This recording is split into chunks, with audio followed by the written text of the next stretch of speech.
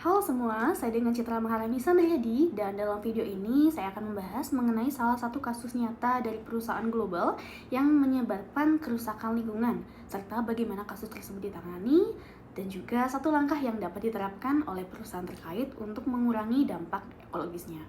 Kasus yang akan saya pilih dalam video ini adalah salah satu kasus perusahaan minyak global yaitu British Petroleum yang kemudian akan saya singkat menjadi BP dalam tragedi Deepwater Horizon di Teluk Meksiko pada tahun 2010. Kasus ini menjadi salah satu bencana lingkungan terbesar dalam sejarah industri minyak dan gas. Yang mana peristiwa ini bermula ketika rig pengeboran minyak Deepwater Horizon meledak di tengah laut saat melakukan pengeboran sumur minyak milik BP.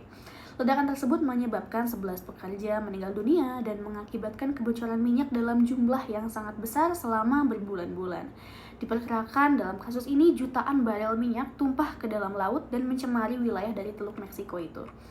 Dampak lingkungannya sangatlah besar. Tumpahan minyak itu merusak ekosistem laut, membunuh berbagai spesies hewan seperti ikan, penyu, dan juga burung laut, serta mencemari wilayah pesisir.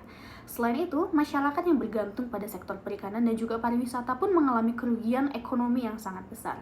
Kasus ini menunjukkan bahwasanya bagaimana aktivitas bisnis yang tidak dikelola dengan baik dapat memberikan dampak jangka panjang terhadap lingkungan dan juga masyarakat. Dalam konteks materi keberlanjutan atau sustainability, kasus BP ini dapat dikaitkan dengan konsep corporate responsibility atau tanggung jawab perusahaan.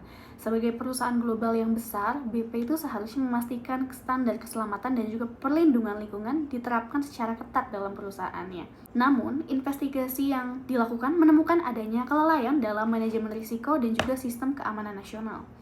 Setelah kejadian tersebut, BP pun menghadapi tekanan besar dari pemerintah, masyarakat, media, dan juga organisasi lingkungan. Perusahaan pun akhirnya melakukan beberapa langkah penanganan, seperti membayar denda miliaran dolar, memberikan kompensasi kepada korban dan masyarakat terdampak, serta melakukan proses pembersihan laut dalam skala besar. Pemerintah Amerika Serikat juga memperketat regulasi terkait industri pengeboran minyak lepas pantai agar kejadian serupa tidak terulang kembali. Di sini walaupun BP sendiri telah melakukan berbagai upaya pemulihan ataupun recovery, banyak pihak menilai bahwa kerusakan lingkungan yang terjadi membutuhkan waktu yang sangat lama untuk pulih sepenuhnya. Hal ini menunjukkan bahwa kerusakan lingkungan seringkali tidak bisa diselesaikan hanya dengan kompensasi finansial saja. Menurut saya, ada satu langkah penting yang dapat diterapkan perusahaan untuk mengurangi dampak ekologis, khususnya di industri energi maupun industri lain secara umum, yaitu menerapkan sistem produksi dan rantai operasional yang transparan dan berbasis keberlanjutan atau sustainability. Artinya di sini, perusahaan itu harus secara terbuka melaporkan dampak lingkungan mereka, seperti emisi karbon, limbah, penggunaan energi, dan juga risiko lingkungan lainnya. Selain itu, perusahaan juga perlu melakukan audit lingkungan secara berkala dan menggunakan teknologi yang lebih ramah lingkungan. Di Indonesia sendiri, langkah seperti penggunaan energi yang terbarukan, pengurangan plastik sekali pakai, serta pengelolaan limbah industri yang lebih baik sangat penting untuk diterapkan. Transparansi juga penting karena masyarakat saat ini semakin peduli terhadap isu lingkungan. Ketika perusahaan itu terbuka mengenai dampak operasionalnya, maka publik dan juga stakeholder dapat ikut mengawasi dan mendorong perusahaan untuk lebih bertanggung jawab.